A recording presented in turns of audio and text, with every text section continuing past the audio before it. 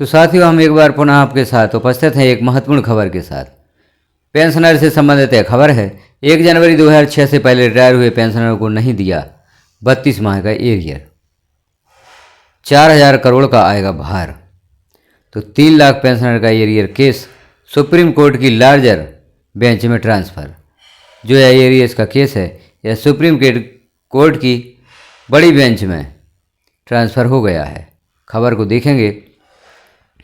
राज्य सरकार 3 लाख पेंशनर के 32 महीने के एरियर के भुगतान को लेकर सुप्रीम कोर्ट पहुंच गई है। इस मामले में 1 जनवरी 2006 के पहले रिटायर हुए लगभग 3 लाख पेंशनर्स ने जनवरी 2006 के बाद रिटायर हुए पेंशनर के समान ही एरियर के भुगतान की मांग की थी। मामले को लेकर हाई कोर्ट की सिंगल बेंच ने पेंशनर के हक में फैसला सुनाया। इसे डबल बेंच में चुनौती दी गई, वहां भी सिंगल बेंच के फैसले को बरकरार रखा गया। इसके बाद सरकार के सामने पेंशनर को 32 महीने के एरियर का भुगतान करने के अलावा कोई रास्ता नहीं बचा था। इस फैसले के अनुसार एरियर के भुगतान पर 4000 करोड़ रुपए का अतिरिक्त वित्तीय भार आ रहा था। छत्तीसगढ़ में भी पेंशनर के एरियर के भुगतान को लेकर यही स्थिति बन रही है। हाई कोर्ट के फैसले को सरकार की ओर से सुप्रीम कोर्ट में चुनौती दी गई है, जहां इस मामले को लार्जर बेंच में सुनवाई के लिए भेज दिया गया है। दरअसल मणिपुर सरकार के खिलाफ पेंशनर के हक में कोर्ट ने बेंचमार्क फैसला दिया है, जिसमें 1 जनवरी 2006 के बाद और इससे पहले रिटायर हुए पेंशनर के मामले में भेदभाव पर कर वर्गीकृत नहीं किया जा सकता। इससे सभी पेंशनर को 32 महीने के एरियर का भुगतान करना पड़ रहा है। मौजूदा स्थिति में मणिपुर सरकार भी इसे लेकर सुप्रीम कोर्ट पहुंच गई है। इससे मध्य प्रदेश के मामले को भी इसी मसले के साथ सुनवाई के लिए लार्जर बेंच के लिए ट्रांसफर कर दिया गया है। इससे जब तक कोर्ट का फैसला नहीं आ जाता, पेंशनर के एरियर भुगतान का मामला अटक गया है।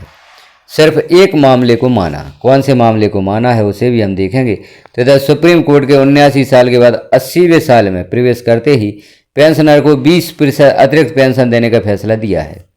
इस मामले में सरकार की ओर से जिस प्रकरण में फैसला आया है उसमें तो भुगतान कर दिया गया है। आगे यह आदेश जारी कर दिए गए हैं कि इस एक फैसले को आधार न माना जाए और जिस पेंशनर की आयु 80 वर्ष पूरी हो जाए उसके बाद ही अतिरिक्त पेंशन का लाभ दिया जाए। 79 साल पूरे होने पर 80वें साल में प्रवेश करने वालों को यह लाभ नहीं दिया जाए।